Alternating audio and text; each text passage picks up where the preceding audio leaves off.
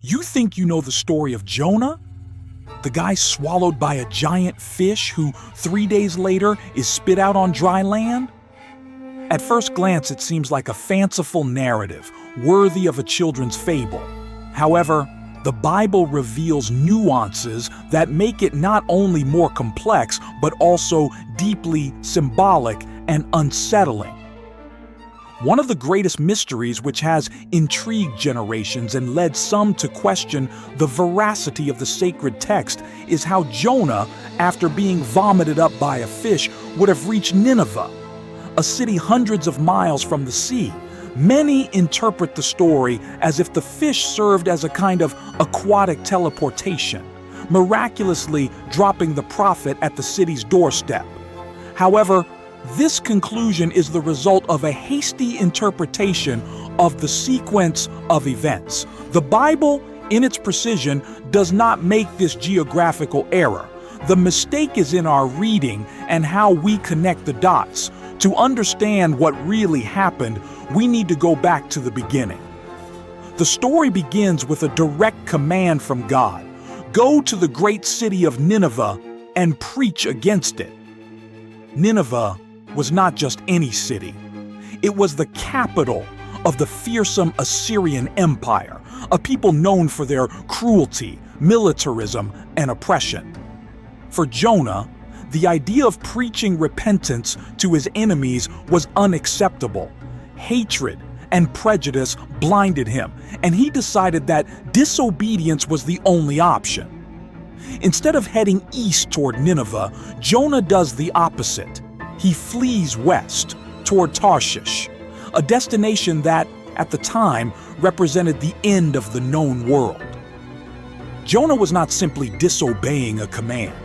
He was trying to run as far as possible from God's presence. And here, the biblical text gives us the first great lesson about the nature of disobedience. When you run from God's purpose for your life, you don't find peace. Instead, you find a storm. God sends a colossal storm, so violent that the sailors, desperate, throw their cargo overboard. The storm only calms down when Jonah, the fugitive, recognizes his guilt and asks to be thrown into the ocean. It is at this moment that the story reaches its most dramatic and terrifying point. The book of Jonah informs us that the Lord provided a great fish to swallow Jonah, and Jonah was inside the fish for 3 days and 3 nights. The text is meticulous. The fish vomited him onto dry land. At no point does the Bible state that he was vomited directly into Nineveh. The confusion arises because immediately after Jonah's release, in the next verse, the divine command is repeated. Get up, go to the great city of Nineveh. This textual proximity automatically makes us associate the liberation with the arrival in Nineveh. However, Nineveh was about 600 miles, 1,000 kilometers from the coast. Jonah was not magically transported.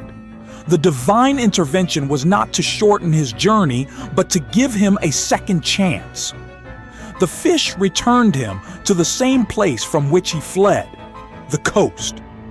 From there, the prophet had to face a brutal journey, a trip of weeks on foot, crossing arid deserts, valleys, and mountains, a solitary walk of 500 to 600 miles, 800 to 1,000 kilometers. This is the profound irony that the biblical text reveals. Disobedience did not ease Jonah's burden.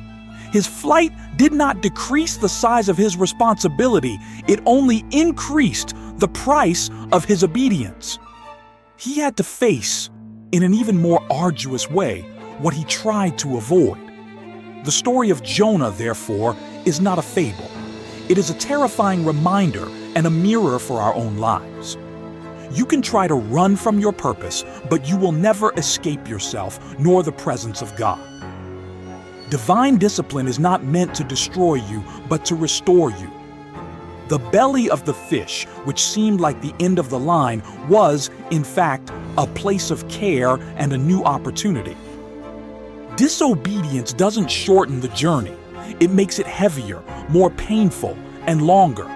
The question the story of Jonah leaves us with is not whether he was vomited into Nineveh, but where we are running. What Ninevehs are we trying to avoid, and what storms are we bringing into our own lives? Whether this story is about a runaway prophet or ourselves, the message is powerful and timeless. Disobedience is not a shortcut. It is a longer and more painful route to the same destination. The burden of flight is always heavier than the courage of obedience. If this reflection made you think, imagine what else you can discover.